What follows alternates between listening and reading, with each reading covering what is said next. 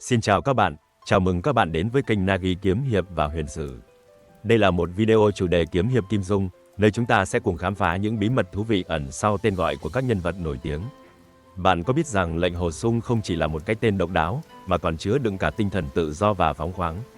Hãy cùng bắt đầu hành trình giải mã ý nghĩa những cái tên, để hiểu thêm về cách Kim Dung gửi gắm thông điệp qua từng nhân vật nhé. A Châu và A Tử Thiên Long Bát Bộ. Trong thế giới võ lâm của Kim Dung, hai chị em A Châu và A Tử như hai mảnh ghép đối lập của bức tranh số phận. Là con của Đoàn Chính Thuần và Nguyễn Tinh Trúc, cả hai từ nhỏ đã bị chia lìa. A Châu, dịu dàng, đằm thắm, trở thành nô tỳ tận tụy cho nhà Mộ Dung. Ngược lại, A Tử, cô nàng học trò hư hỏng của tinh tú lão quái, lại phá làng phá xóm, tạo nên không ít chuyện động trời. Hai chị em, một người như nước hồ thu, một người như lửa đốt đồng, tính cách trái ngược chẳng khác nào trời đánh thánh đâm vậy.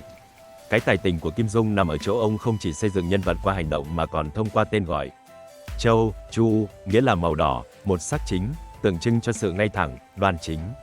Trong khi đó, Tử nghĩa là màu tía, sắc trung gian, ám chỉ sự gian trá. Lừa lọc, hai cái tên này được lấy cảm hứng từ sách luận ngữ, Đoạn Dương Hóa, có câu, ố tử chi đoạt chu dã. Ghét màu tía lấn át màu đỏ. Theo Hà Yến trong tập giải thích của mình, màu đỏ là sắc chính, còn màu tía là biểu hiện của những kẻ thích thú với điều gian trá, tà ác, làm rối loạn những giá trị chân chính. Vậy nên, không chỉ dừng lại ở màu sắc, ý nghĩa của cái tên còn ám chỉ nhân phẩm và giá trị đạo đức. Trong Hậu Hán Thư, câu chuyện của Trần Nguyên Truyện cũng nhắc đến Chu Tử với ý nghĩa sâu xa hơn, phù minh giả độc kiến, bất hoặc ư Chu Tử. Người sáng suốt có lập trường riêng, không nhầm lẫn giữa tốt và xấu. Kim Dung khéo léo đặt tên cho hai chị em A Châu và A Tử, vừa để thể hiện sự yêu ghét, vừa làm nổi bật tính cách và vai trò của từng người trong câu chuyện. A Châu dịu dàng, chính trực, như màu đỏ thắm, còn A Tử thì nổi bật với sự bất trị, gian xảo, một màu tía đầy rắc rối. Suy cho cùng, hai cái tên không chỉ là danh xưng, mà còn là lời tiên tri đầy ẩn ý về cuộc đời và số phận của họ. Kiều Phong và Tiêu Phong Thiên Long Bát Bộ. Nói đến A Châu, sao có thể không nhắc tới mối tình đầy bi thương của nàng với Kiều Phong, một nhân vật mà cái tên cũng ẩn chứa bao ý nghĩa thâm sâu, đúng chuẩn phong cách của Kim Dung. Tên thật của Kiều Phong là Tiêu Phong, nhưng vì được cha nuôi Kiều Tam Hòe nhận nuôi, nên lấy họ Kiều. Tuy nhiên, chữ Kiều ở đây lại mang một ý nghĩa đặc biệt. Nó ám chỉ sự giả trang, không phải họ thật của anh. Giống như cuộc đời của Kiều Phong, luôn chìm trong sự mập mờ về nguồn gốc, thân phận và cả những mối quan hệ phức tạp. Còn chữ Phong, nghĩa là đỉnh núi, chính là cách Kim Dung khéo léo nối tiếp tên của cha đẻ Tiêu Viễn Sơn. Một bên là Viễn Sơn, ngọn núi xa, một bên là Phong, đỉnh núi cao nhất. Ý tứ này ngầm khẳng định bản lĩnh và khí chất ngút trời của Kiều Phong. Người đàn ông có thể đứng trên tất cả, dù số phận trớ trêu đến đâu. Thế nhưng, đỉnh núi cao thì gió cũng mạnh. Cuộc đời của Kiều Phong là chuỗi bi kịch bị cuốn vào cơn lốc của ân oán giang hồ. Số phận trớ trêu khiến anh trở thành người mang tiếng phản bội, bị võ lâm đuổi giết, dù thực chất anh chỉ là một kẻ khổ sở tìm kiếm sự thật và công lý. Kim Dung không chỉ đặt tên nhân vật một cách ngẫu hứng. Mỗi cái tên đều gói ghém cả cuộc đời, cá tính và cả vận mệnh. Kiều Phong, một cái tên vừa là bi kịch, vừa là đỉnh cao hoàn toàn xứng đáng trở thành nhân vật huyền thoại trong Thiên Long Bát Bộ. Dương Quá, Tiểu Long Nữ thần điệu hiệp lữ. Khi nói về Dương Quá và Tiểu Long Nữ, chúng ta không chỉ bàn về mối tình đầy thử thách xuyên qua núi cao vực thẳm, mà còn phải nhắc đến ý nghĩa sâu xa trong cái tên mà Kim Dung đã tinh tế lựa chọn cho cả hai nhân vật. Bắt đầu với Dương Quá, cái tên không hề đơn giản. Chữ Quá nghĩa là lỗi lầm, chữ Cải, tự là cải chi, nghĩa là sửa chữa. Tên này do Quách Tĩnh đặt với hy vọng rằng Dương Quá, dù có phạm phải sai lầm gì trong đời, cũng có thể nhận ra và sửa chữa. Triết lý này được mượn từ câu kinh điển trong sách tả truyện Nhân Thủy Vô Quá.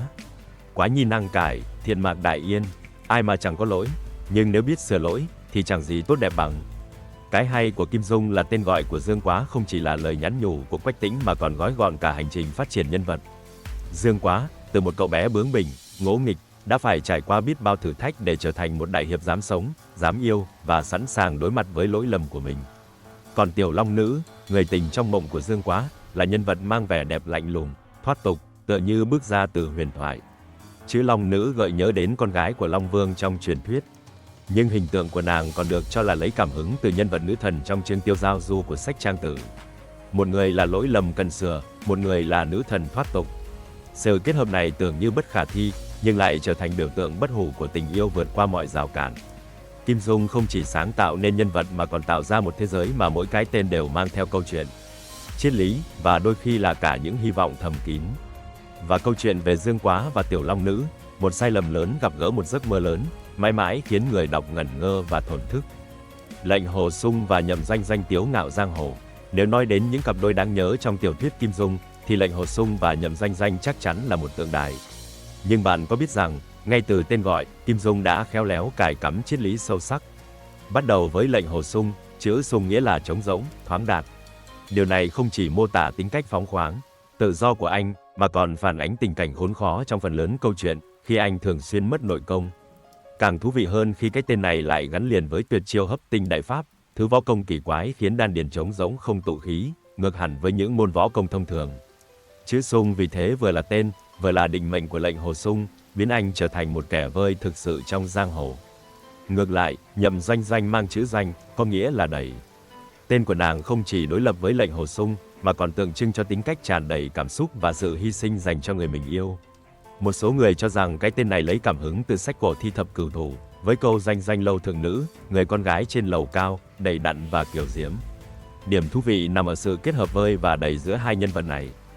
Như sách Lão Tử chương 45 viết, đại doanh nhược sung, kỳ dụng bất cùng, đầy mà như vơi, thì dùng mãi chẳng hết. Câu nói này dường như dự đoán trước mối quan hệ của họ, sự khác biệt nhưng bổ sung, đối lập nhưng hài hòa. Lệnh Hồ Sung, dù trống rỗng nội công, nhưng luôn được Doanh Doanh bù đắp bằng tình yêu vô điều kiện, tạo thành một cặp đôi hoàn hảo trong cơn sóng gió giang hồ. Kim Dung, bằng tài năng độc đáo của mình, không chỉ tạo ra những nhân vật sống động mà còn gói ghém cả triết lý nhân sinh vào từng cái tên. Lệnh Hồ Sung và Nhậm Doanh Doanh, một người vơi, một người đầy, không chỉ là một cặp đôi mà còn là biểu tượng của sự hòa hợp giữa những điều tưởng như trái ngược. Và có lẽ, đó mới chính là ý nghĩa sâu xa mà Kim Dung muốn truyền tải. Nhậm Ngã Hành tiếu ngạo giang hồ. Trong tiếu ngạo giang hồ, nếu phải chọn một nhân vật mà cái tên hoàn toàn phản ánh chính xác tính cách và cách sống, thì chắc chắn đó là Nhậm Ngã Hành. Chỉ cần nghe tên, bạn đã cảm nhận được sự ngạo nghễ, bá đạo và không ai bì kịp của lão. Nhậm, để mặc, ngã, ta, hành, làm, nghĩa là ta muốn làm gì thì làm. Và quả thật, Nhậm Ngã Hành đã sống đúng như cái tên của mình. Trong giang hồ, bất kể kẻ nào dám cản đường, hay thậm chí chỉ hơi làm trái ý lão, thì đều phải nếm mùi đau khổ ngay lập tức.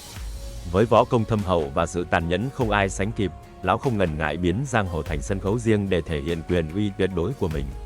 Điều thú vị ở nhân vật này là Kim Dung đã khéo léo sử dụng cái tên để khắc họa triết lý sống của lão. Tự do, không bị ràng buộc bởi bất kỳ luật lệ hay giá trị nào. Nhậm Ngã Hành không chỉ coi thường giang hồ, mà còn sẵn sàng thách thức những quy tắc mà người đời cho là bất khả xâm phạm. Lão sống vì bản thân, vì lý tưởng mà ta muốn làm gì thì làm, một cách đầy ngông cuồng nhưng cũng không kém phần đáng gờm. Tuy nhiên, đằng sau sự ngông cuồng ấy, Nhậm Ngã Hành cũng là một hình tượng phản chiếu mặt tối của tự do. Sự tự do không kiểm soát của lão đã đẩy chính mình và cả giáo phái Nhật Nguyệt Thần giáo vào vòng xoáy của hỗn loạn. Kim Dung đã rất tài tình khi khắc họa một nhân vật đầy quyền lực nhưng cũng đầy bi kịch, bởi lẽ cái gì quá cũng không tốt, kể cả tự do. Với Nhậm Ngã Hành, Kim Dung không chỉ kể một câu chuyện về quyền lực và ngông cuồng, mà còn đặt ra một câu hỏi đầy suy ngẫm. Liệu một người sống hoàn toàn theo ý mình có thực sự đạt được hạnh phúc? Câu trả lời có lẽ đã nằm trong số phận đầy bi thương của lão. Vậy là chúng ta đã đi qua phần đầu tiên trong hành trình giải mã ý nghĩa tên nhân vật của Kim Dung. Mỗi cái tên đều chứa đựng một phần tính cách và thông điệp mà tác giả muốn gửi gắm. Nhưng đây mới chỉ là khởi đầu. Ở phần tiếp theo, chúng ta sẽ đi sâu hơn vào cách những cái tên tiết lộ số phận và con đường mà các nhân vật phải trải qua. Hãy nhớ nhấn theo dõi kênh Nagi Kiếm Hiệp và Huyền Sử để không bỏ lỡ phần 2 nhé. Hẹn gặp lại các bạn.